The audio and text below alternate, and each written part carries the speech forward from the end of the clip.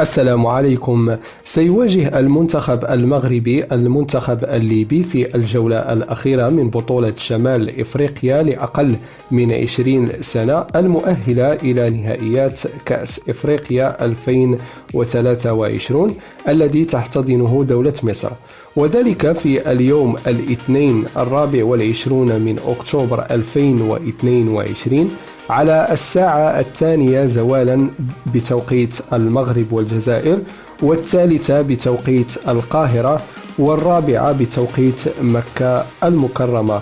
وستقام هذه المباراة على ملعب سويس، وستكون المباراة منقولة مباشرة على القنوات الرياضية المغربية، ومن المتوقع نقل المباراة على قناة اون تايم سبورت المصرية.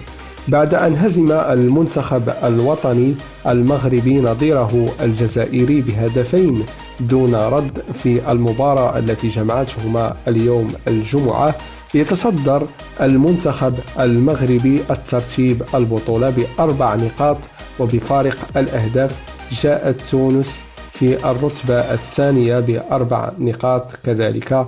بعد تونس تأتي ليبيا المركز الثالث بنقطة واحدة، وفي الأخير تأتي الجزائر.